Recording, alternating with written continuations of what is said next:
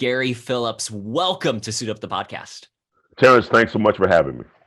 I am really excited.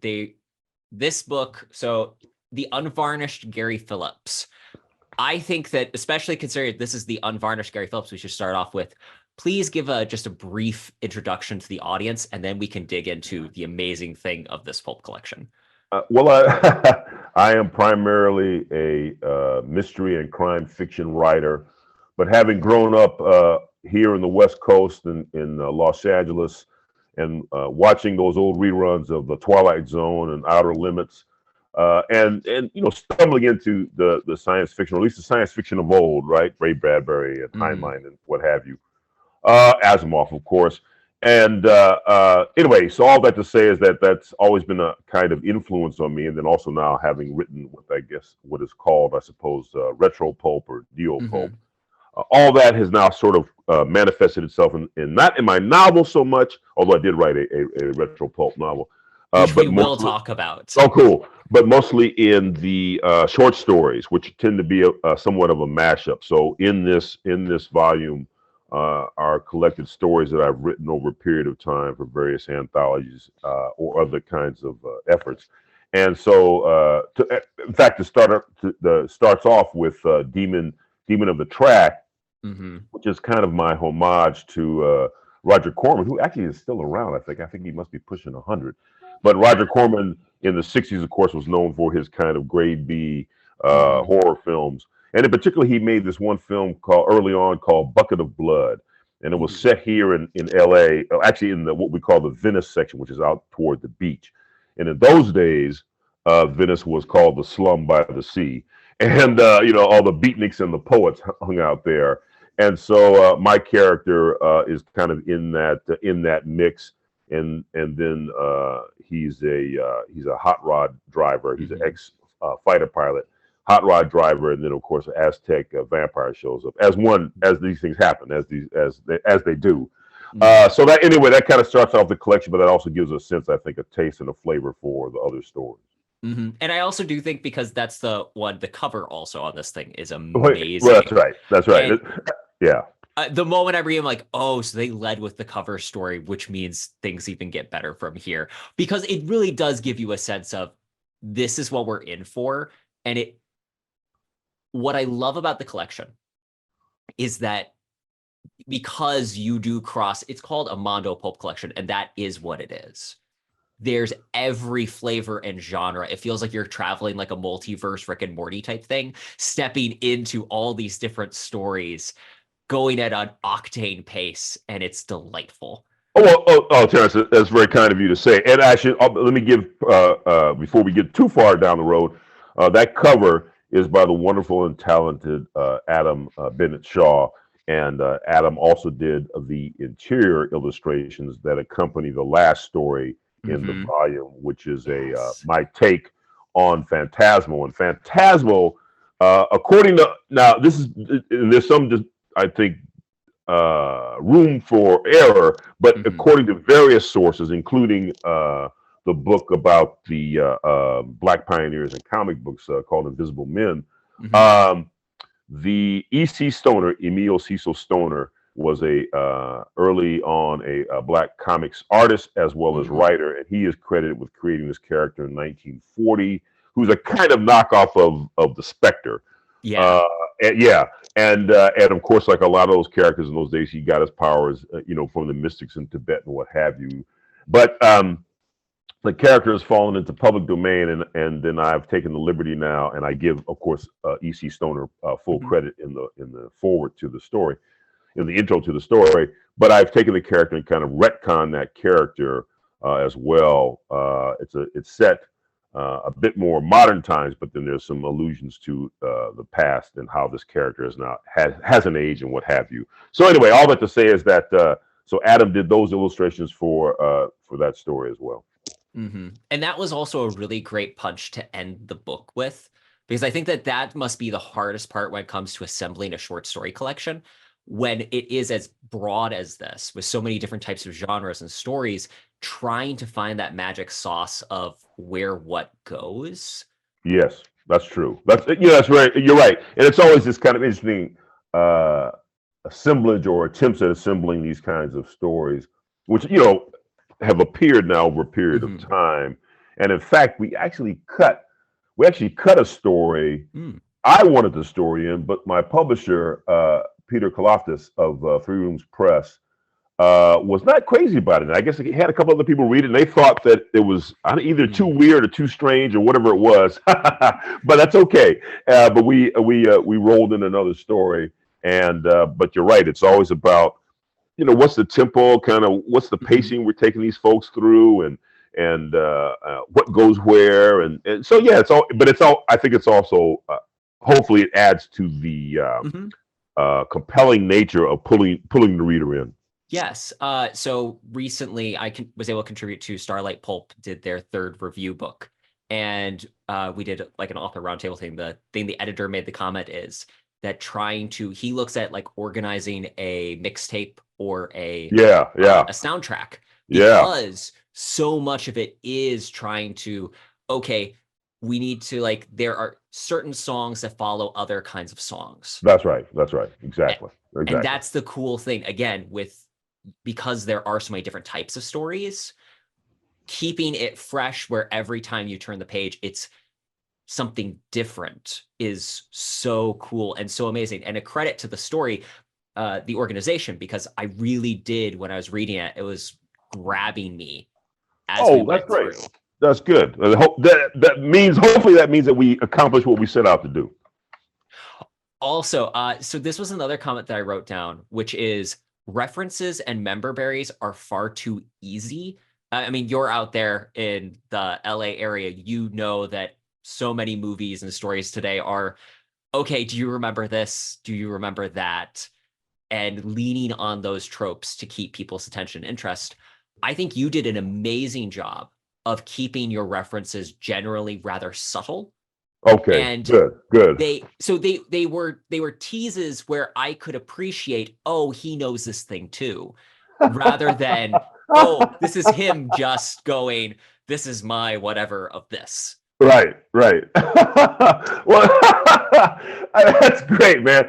I think it's always that balance you're trying to achieve, right? You're trying to put these little Easter eggs in and give these little, side references as you just said, Terrence, and little nods to the past or little nods to these Mhm. elements of pop culture that influenced you, but not so much that you put a neon arrow on it and say, "Hey, look at this! Isn't this clever? I just did this thing right here." You know what I mean? So you're right. Mhm. You got to try to and invariably, of course, you tend to go overboard, and then hopefully in the editing process you kind of you pull it back. Well, my favorite was in the Black Pimpernel story, Huh. using Lincoln Huh. Allard as the name. And I was like, yes, yes, this is perfect because it's not like shoving it in my face, Right, but right. because I know that random bit of shadow trivia. That's great, man. That's hilarious. That's perfect. See, there you go. There you go. That's right. Yeah. So think exactly. So things like that, right? So you try to be, you don't want to be too clever, but you want to be just clever enough that, all right, I'm gonna slide this in right here, and then we're gonna keep going, right? Mhm, It's just gonna be a name. It's just mhm, we're not gonna stop and give you some backstory. We're not gonna give you, he grew up in the wilds of Tibet, you know what I mean, or became under the influence of the lotus flower. This is how he gets powers. But you just want to sprinkle these things in. mhm.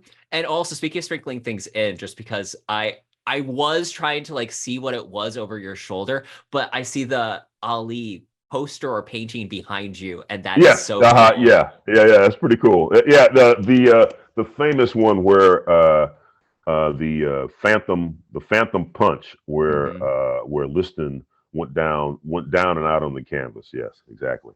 Which mhm. I suppose which itself, of course, has been the subject of some speculation and myth. So there you have it. Right. Well, Yeah. actually, like that's a good example of how real things eventually can be pulpified.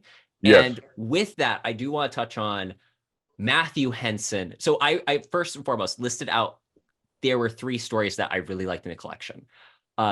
Thus Strikes the Black Pimpernel, Brett Kodo, Agent of Code, because I'm a big Bond fan, as poster behind me is evidence of. So throughout that story, I was like, yes, like this is the perfect blend of not just Bond, but also like the Man from Uncle Well, and yes, like 60s. absolutely, and the fact that I was very influenced, early on as a kid. Those Steranko, when Hmm. Steranko came on, albeit somewhat briefly, right? Nick Fury, Agent of Shield, Hmm. and so absolutely. So it's also a nod to that kind of phase of Marvel Comics. And then also Matthew Henson and the Treasure of the Queen of Sheba. I am a sucker for good adventure stories, and I wish that there were more of them. So as I am reading this story, I was like, wow, like I'd love to see him write a full novel about this character and this type of story. And then so I Google, because then I'm flipping through the book, and at the end I see that it was excerpted from a larger novel. I'm like, oh, I need to find this. And then I Google it and I realized he's a real person. And that Yeah, was so cool. yeah, yeah. Yes, Matthew Henson was in fact one of the men. I think it was six on that particular expedition. Perry and the four Inuit guides who were credited as being, and again, this is all has been some contention, right, about who actually reached the North Pole first. Hmm. But anyway, they were credited among some sources, and other sources say some others, as being the men in 1909 to first reach the North Pole. Now, because Henson was black, he didn't get as much accolades as Perry. And so, in a certain way, I guess I'm trying to give him his due, which is to say, Hmm. I've now reinvented him as a kind of Doc Savage, Hmm. Indiana Jones character, as the bold, as you just said, as the sort of the bold adventurer who has these exciting and quixotic adventures that he gets involved in. Well, and yesterday morning, I'm finalizing my questions. I'm like, I had a road trip that I had to go on for work. And I was like, okay, I need to order a copy of this. And as I'm about to click the Audible button, the purchase button, I see that Yes. it's on Audible. And I'm like, Yeah. oh, I need a good audiobook to listen to on the drive. I read the entirety of Matthew Henson and the Ice Temple of Harlem yesterday, Oh, and wow. it was so much fun. Oh, thank you. Thank you, Church. Yeah, it was well received. I was very happy that Polis Books brought it out, and I was, got some good responses, and we got a lovely audio book out of it, and eventually, one of these days, I'm going to get back to writing another Matthew Henson tale. But just that other projects have tended Mhm. to stack up, but Yep. but yeah, I want to get back in because that story is set in 28. It's Hmm. still the Harlem Renaissance is happening, but of course the crash is going to happen in 29, and also because all true pulp tales are somewhere set in the 30s. I need to then push them ahead in a couple of years, and so when I come back to them, it'll probably be in either 33 or 34 when I set the next story.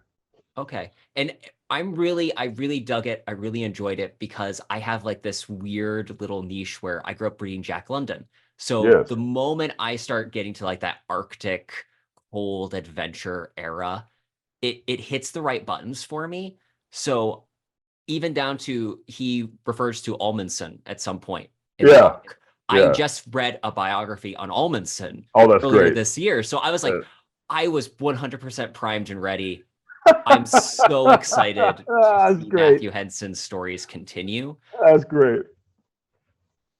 Yeah, well, that's good. Hopefully, as I said, man, I one of these days, soonish, I'm gonna circle back to Matthew, if only to do a novella. Okay. I've actually had a conversation with the publisher over at Polis about Mhm. that, so I think that's in the cards. Well, I think that that's part of what makes pulp really great is that so there are some genres that novellas and short stories are perfect for. Yeah. I think that pulp tends to be one of those Yes. where Yes. it just, because it's quick, fast paced, it really works on that level. That's right. That's right. And certainly, right. Isn't it the case that in the old days, in the halcyon days of pulp, what they call the novel length adventure was really, I guess, like 50 to 60,000 words. I believe that was like the usual course, right, of the Doc Savage and the Shadow stuff. So yeah, it does seem that, and that's, that's it's a long novella, but you're right. I think the nature of pulp, the staccato kind of style that you bring to it. Now, understanding that we're still writing these things now, even though we're looking back. So, of course, you do want to layer in a bit more characterization. You want to give a bit more depth to your characters, and I think that's all to the good. But it is about sort of keeping that style and that flavor going. So you're right. So you kind of hit that happy medium, I think, with a novella. Well, and that's a question I wanted to ask you. What were some of the challenges to writing a neo pulp? Yeah, it's funny, or it's a great question, and it's something I think about a lot, I suppose. One is, of course, now I'm putting front and center a person of color, and as we know, in the old days in pulps, except I suppose the Avenger would be an exception because he had two aides who were black. Generally speaking, and the Shadow had a black. One of his agents was black, Jericho Druk. But although Jericho wasn't around much, you don't see much in the way of stories with him in it. Anyway, all that to say is that certainly people of color showed up in the old pulps. They were either on the sidelines or they were quote unquote the yellow peril, right? The Fu Manchu, the Wu Fang, that kind of thing. And of course now, even though you're setting a story, you may be setting a story back then. You obviously then are called upon to, as we just said, to sort of give depth and breadth to these characters. If these characters are people of color, whoever the characters are that you're putting on stage, make them real people. Shocking idea. The shocking idea, shocking. That's right. Crazy, crazy stuff. And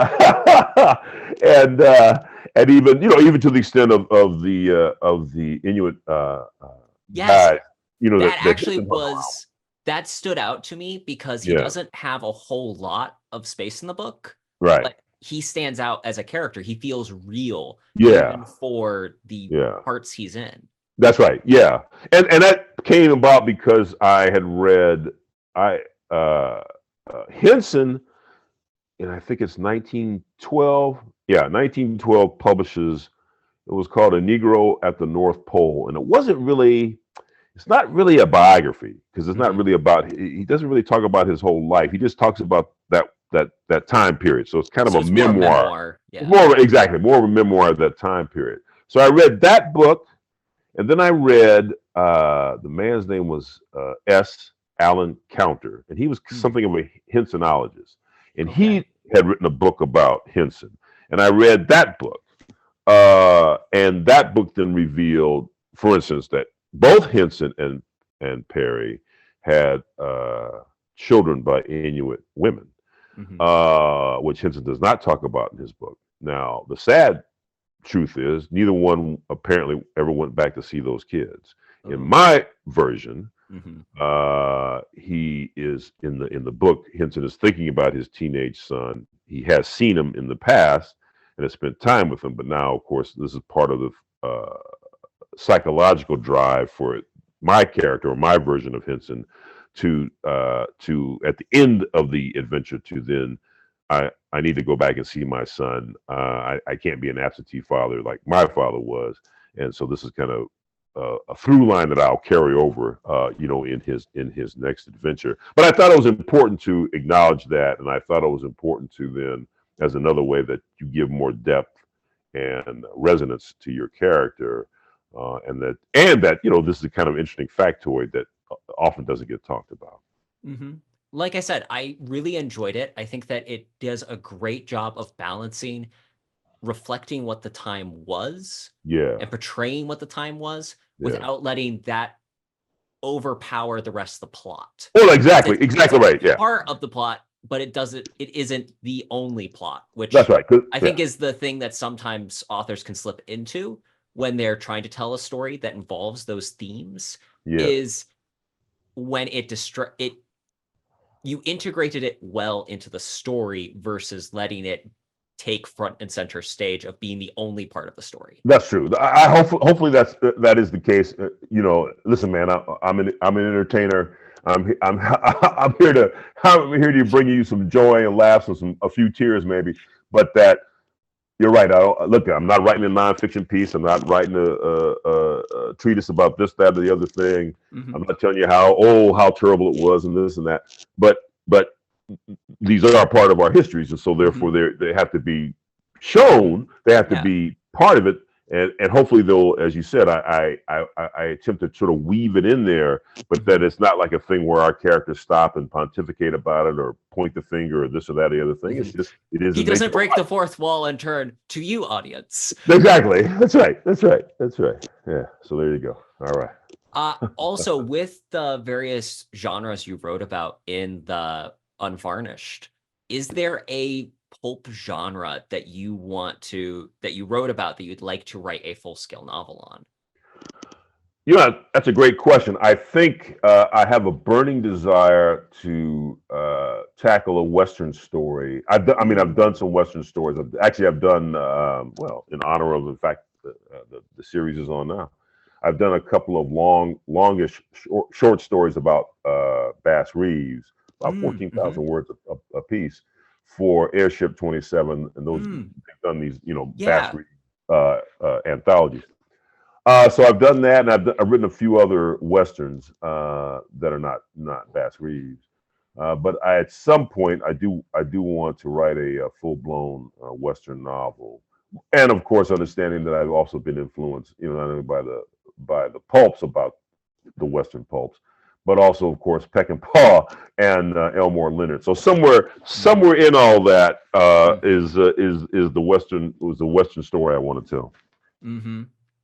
The Western is one of those great genres that is so distinctly American in a lot of ways. Yes. And it works beautifully. I have a friend who he was an old boss. His, like, in high school, he was friends with Stephen Cannell's son. Wow. And so he would be at the dinner table there sometimes. And he made the comment once that something that's always stuck with him is he remembers Cannell talking about how basically any story you put it as a Western, it's instantly can be the most amazing story ever. That's great. Because it just has that so many genre elements that naturally play together. That's right. That's true. That's very true. That's right. In fact, I've just recently written a short for me, 3,000 word Western. It's slated. Well, I signed the contract, so yeah, I said slated to go up on this new site that's going to combine animation with short stories, and as a way to, I guess, capture the eyeballs of the Gen Zers. Anyway, but I had a lot of fun writing it because it's very visual, because of course it has to lend itself to that. And but again, it reminded me, as you just reminded me, Terrence, that I need to at some point again set aside some time to carve out that Western novel. Well, that's the hard part when it comes to writing, is that it really is a long tail results thing. Like we're talking about, you're looking forward to when you get to write Matthew Henson again, but it takes time to get there because other writing projects, it isn't I just sit down today and it's done tomorrow more often than not. That's right. Which is the credit to most stories and most writers. That's right. Exactly. And something to be said for, I suppose, the old system, going back to the Pulp again, where you had no choice but to grind out that story because it was, the next one had to get done, right? I mean, Lester Dent and who did Doc Savage and Walter Gibson who did The Shadow, they had to have ghostwriters because it's just, and I think at one point I believe The Shadow was published twice a month, right? It became so popular. Wow. So it's just, it was just, you were always on the grind. You were always, so that could be good or bad. I mean, well, I think that what it is you get, the weird part is, so it's, I read a book recently called The Practice by Seth Godin. And the whole concept of the book is shipping creative work. So it's doing the thing so that you can get the thing. Yeah. With those old pulp writers, dear goodness, the fact was they were constantly writing, which means the well was constantly moving. And quantity, if you produce a massive quantity of material, there's going to be a handful of good things. It's like with comic books, as you know, a lot of comic books suck. Yeah. because there's so many of them. We have Yeah, so many that's right. years of them. That's right. That's why you'll get things that become like the Dark Knight, because Yeah. you have literally decades of material. Right. That's right. That's true. That's very true. You're right. And it is, isn't that? I mean, really, that's kind of the grail, I guess it is, that the writers that we want to try to get to, which is to say, listen, man, there's some for me. I know there's something to be said for having an external deadline imposed. That it Yep. helps me then to get my butt in the seat and get the work done. But you're right. Sometimes that means sometimes quality does suffer. But it also sometimes says that there are a few gems, there are a few kind of shining lights that are there or put there along the way. And as long as you can figure those out, and as long as you can get to those, I think then that's all to the good. And that also means that if you can figure out, well, how is it that I got there that time? Can I do it again? Yeah.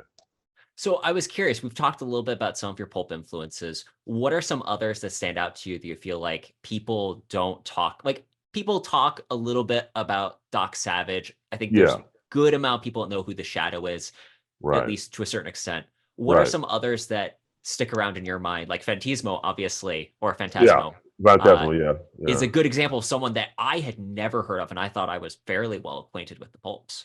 Yeah, yeah. Well, he came out of comics, but yes, exactly that. Yeah, and it's also the case. There was a writer named Chester Himes, and Chester Himes eventually actually wound up living and dying in Spain. Oh, wow. And he was a black writer here.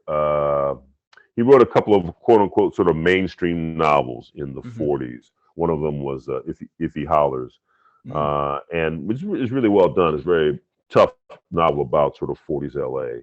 And then for different reasons, he moves to Paris in the '50s, and he winds up then writing a series of books about these two police detectives in Harlem, Coffin Ed Johnson and Grave Digger Jones. In the '70s, they made a couple of movies.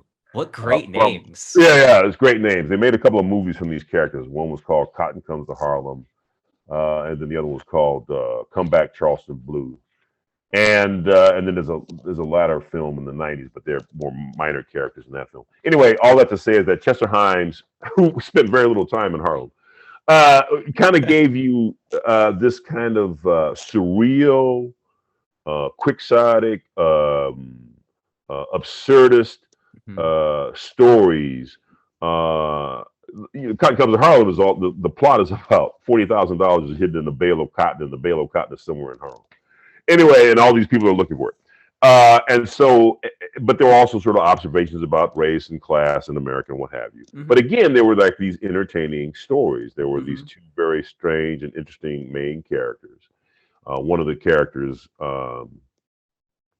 Coffin Ed, hit part of a la Two-Face in the Batman canon. His face is partly destroyed from having had acid thrown in it. Yet he doesn't get any plastic surgery. He just sort of is that, right? And that's how he presents to the world. Anyway, so in a series of these books, Cotton Comes to Harlem, All Shot Up, For the Love of Emma Bell, and some others, Himes gives us this kind of weird and strange and interesting world of these two plainclothes detectives, two black plainclothes detectives. And so that had an influence on me when I chanced it. Anyway, but just sort of working backward, and so several of his books have now been turned into not only the film but as a comic book. I think they did The Killer Inside Me. Which is about yes. Yeah. That was a comic book, limited series comic book. Anyway, all that to say is that so those are also influences on my writing and my approach.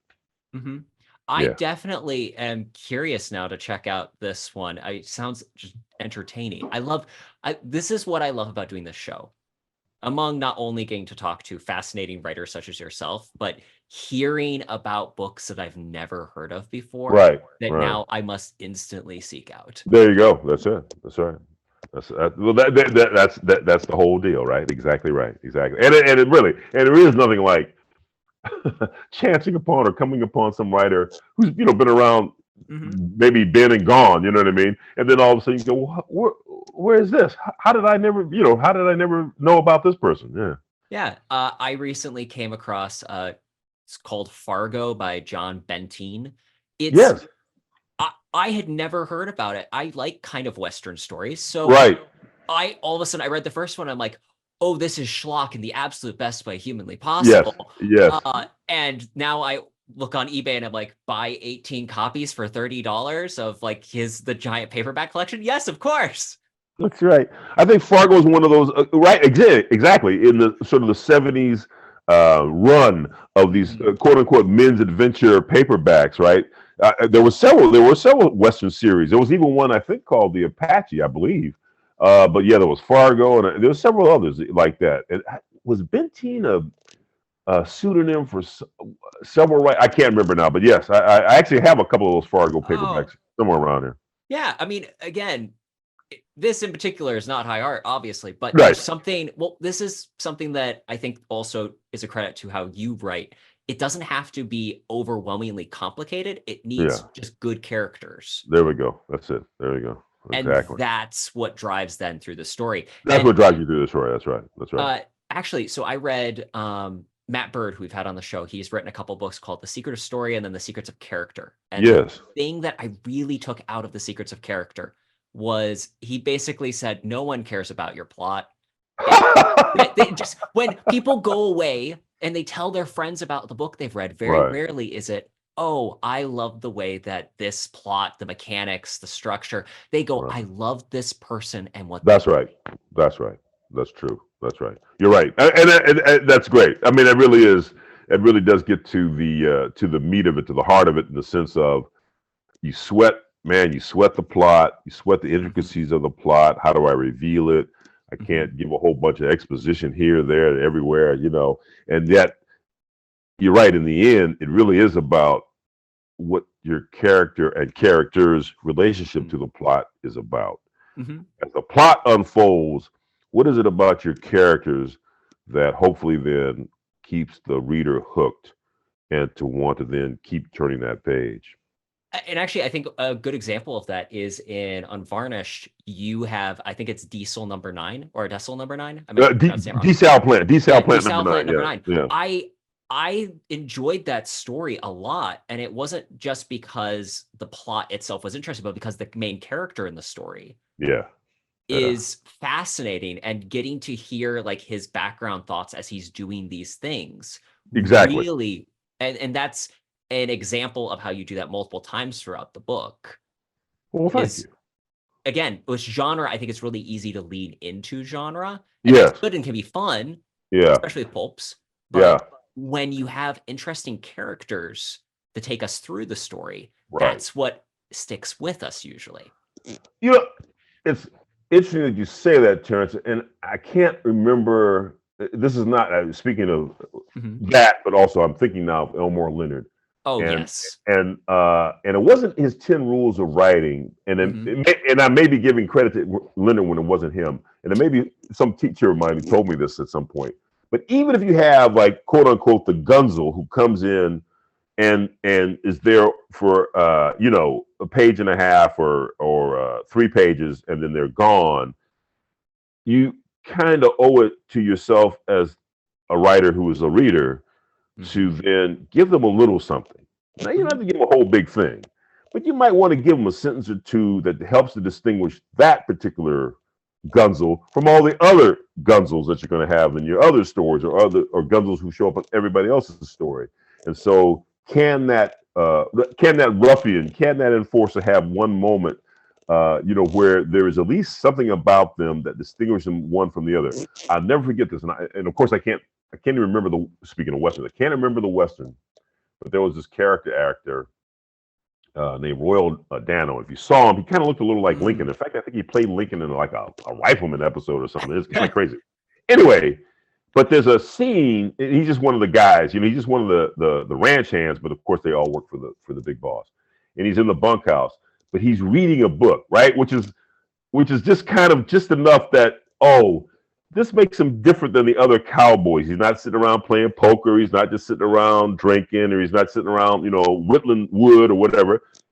he's the only guy there reading a book. And so right there, it's just, it's just like a quick scene, right? He's just reading a book and he puts it down to go do whatever it is his boss wants him to go do. But I just thought, oh, well, that's kind of interesting, right? That it's Yeah. one of those kinds of things. If you can just give even the tertiary characters just a little something, I think that it helps you, I think, as a writer to figure out who this person is, as well as then give something for the reader to kind of latch onto, to kind of hold on to, so that these characters are not just part of the background, but that they are one from the other.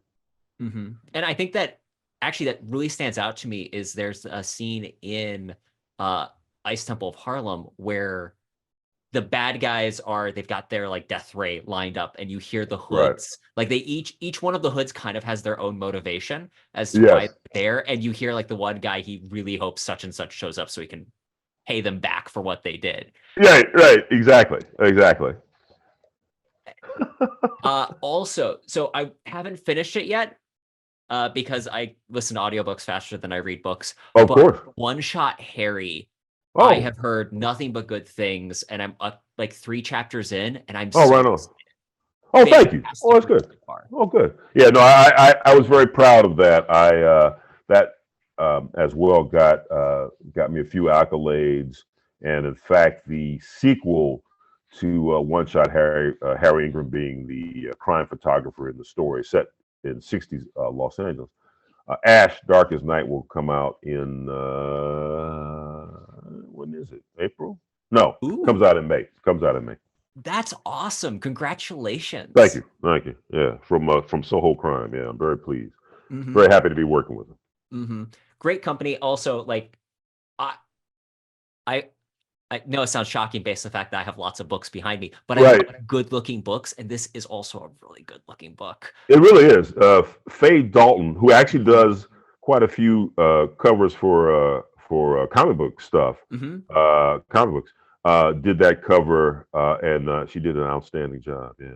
I mean, even down to the font on like One Shot Harry, I was like, I literally was like, font finder, what is this font? Well, I just like it that they did the raised type kind of thing. I'm a sucker for raised type on a cover. Yeah.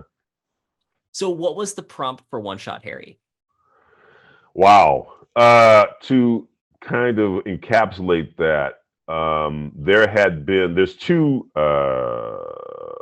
prototypes or iconic characters who are the fathers of One Shot Harry.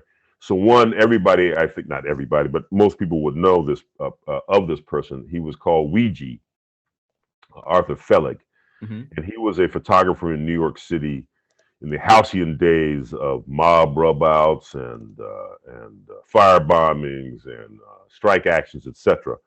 And he captured all this in the 30s and the 40s. He had this police scanner going, and he would drive around the various boroughs of New York City, capturing these actions or the aftermath of these actions on black and white with a speed graphic camera. And in fact, he was the inspiration for a TV series in the late 50s called Man with a Camera with, of all people, Charles Bronson. Oh, wow. How about that? And then even Joe Pesci plays him in a version of him in I think it's a late 80s, early 90s film. I think it's called The Public Eye. And he was kind of quite the character. He was not a big guy, but he had this big cigar, and he had the glasses and the hat and all that stuff. All right. So that's him. That's Ouija. And then here in the West Coast, there was he wasn't a crime photographer per se, but he was a freelance photographer. There was a man named Harry Adams who was black, and he worked did stuff. He was a barber, but he also was a freelance photographer. And like if King, who shows up in the novel, Martin Luther King, or Malcolm X, or that kind of celebrity came to town, he'd be there to take photos of them. But he also took a lot of society shots. And there was an exhibition of his work a few years ago, and I had never heard of Harry. I'd heard of Arthur Felig. I hadn't heard of Harry Adams. But anyway, I stumbled into the exhibition of his work, and I got kind of fascinated by him. And you know how it is; those things kind of just rattle around in your head for a long time. And then eventually I thought up more and more about him, and I did know this part is factual. Martin Luther King had come to California, come to LA several times.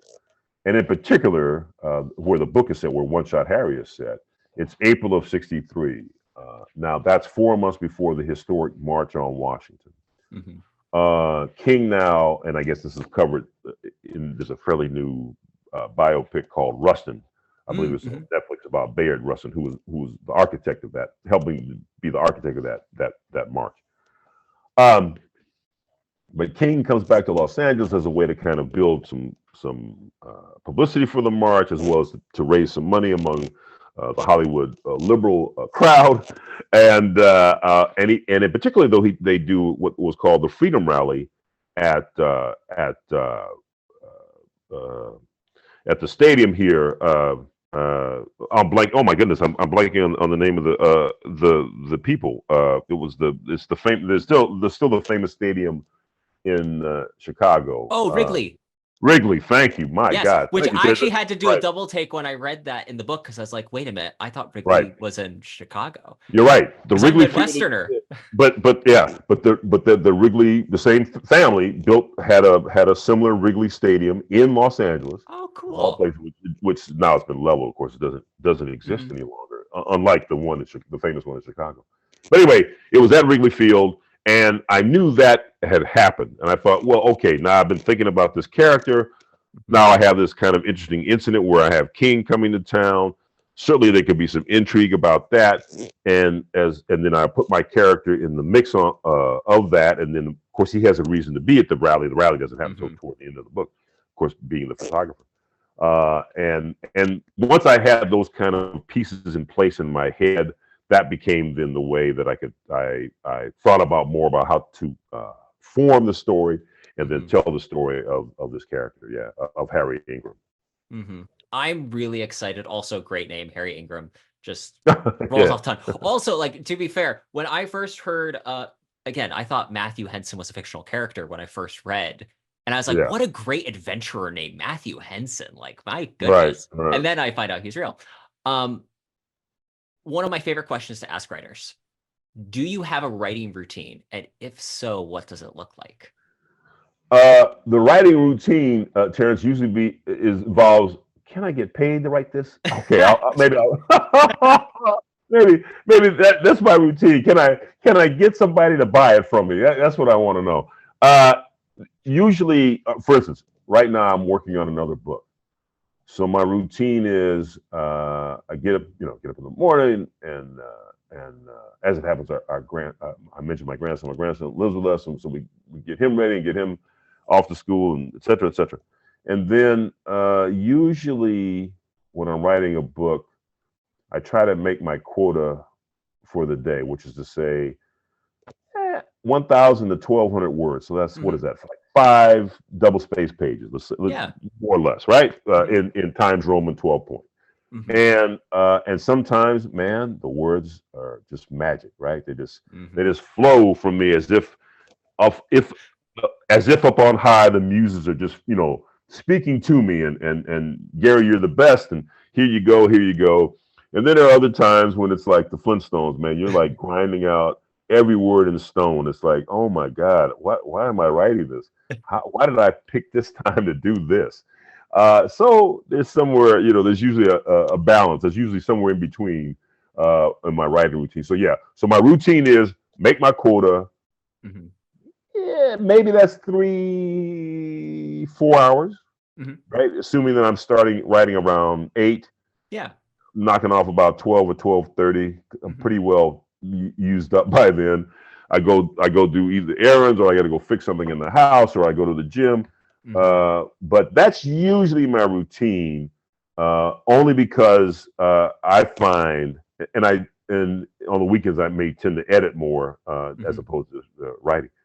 But I find that if I can be consistent, I guess that's the main thing. If I can be consistent, then I can get the work done. I'm very careful that now for short stories I tend to work in a spurt. Right? I don't like a spurt and a sprint. So that I'm not so worried about making my quota as I am about just whatever it is that I'm supposed to turn the thing in. So invariably, I might wait until the last minute to try to do it, but then I might spend all weekend writing it. You know what I mean? Yeah. As opposed to I won't do that with a novel. I'll be more structured, and I'll definitely be more steady paced. Whereas with the short story, if I can bang it out after thinking about it a lot and making a few notes, then that's what I'll do. That's what I like about asking this question, just because there is no one size fit all for what works. It's literally just what is the thing that you can show up and do repeatedly. Exactly. That's right. When I wrote my first book, it was after a friend challenged me that I do a really good job of hitting my gym time consistently. It's what I do. I love going to the gym. I love put the weight on the bar, lift it up and down, and go hoorah. But writing, I was never as disciplined at, okay, this is my writing time. This is I am legs day or chest and thighs, stuff like that. So that it's whatever is the consistent thing that you do that actually works. Yeah, that's right. Exactly. That's exactly right. I really feel that and I know some writers who are different, that they they kind of wait and they'll do it in kinds of segments, and again, as you said, they'll kind of do it in this sort of sprint fashion where they'll, churn out a number of pages over a given amount of time or a few days, and then go away and just sort of go back to the normal life and then come back to it, or go to the proverbial cabin in the woods so you can get away from it all. But no, funny enough, and it's odd. I don't write in silence. I write with the radio going. I usually listen to something, some talk show or whatever it is on one of the NPR stations. But but it's kind of just white noise to me, or something. I'll have music going, But that's how I write, but I'm just sitting here at the desk and I'm just going, in my little corner of our bedroom here, and just working away, as opposed to I have a laptop. I'm talking to you on my doggone on my what do you call it, Chromebook here, but I don't go to a coffee shop to hang out and sit there, and it's not my thing. It's just not my thing. I know it is for some folks, and as you said, it's whatever it is that the routine is for you. As long as you're doing it, then you're producing pages. That's really the point, right? And then at some point, then you have to stop and kind of look and review and be critical of what you've done, but you still got to get the stuff down on the paper. I'm going to ask you a final selfish question, which is, you mentioned the gym and looked very excited when I talked about weights. I'm just curious, what kind of workout routine do you do? Oh, I'm an old man, Terrence, so it's a fairly, sedate and it's actually mostly the machines, right? Mostly upper body stuff. Occasionally, I'll do some bike stuff. One should do more cardiovascular, but usually my routine is, some little crunches and some of the flyweight stuff, and then, but again, sort of all up in sort of around here and what have you. A little bit from my gut, and then occasionally now we'll get out of the gym and actually go on a little hike with the family, but not a long hike. But it's pretty good. You try to balance it out. Yeah. We had an interview with Frank Bill, who I almost made a joke about how Gary Phillips, Frank Bill, you have to worry about those guys that have two names that are first names. But he's working on a project right now about writers and exercise, and basically just the concept of staying physically active, and what relationship that has to creative output. That's trippy. Yeah, I'm always just curious when someone mentions that they actually go to the gym. So, Gary, this has been a phenomenal interview. I've had so much fun. Where can people go to learn more about you, your work, and your books? Which also, quick comment, your books all have fantastic covers. When I look at your books on the website, I'm like, wow, all of them. Yeah, they're pretty cool. I have to say, I really dig that. Well, I do have a website that I occasionally do modernize, or I keep current. It's gdphillips.com. I actually have I don't have much of a presence on the social media you kids use, though I have I'm somewhere lurking somewhere in Facebook. Okay. And I belong to a couple other groups which have websites: Mystery Writers of America, Crime Writers of Color. So occasionally you'll find little bits of me floating around in those places as well. All right. And we'll link all that in the show notes along with your current roster of books. Oh, thank you, Gary, John. thank you again for joining us on the show, and have a great Man, rest it's of your been a Saturday. blast. Thank you. Same Absolutely. here.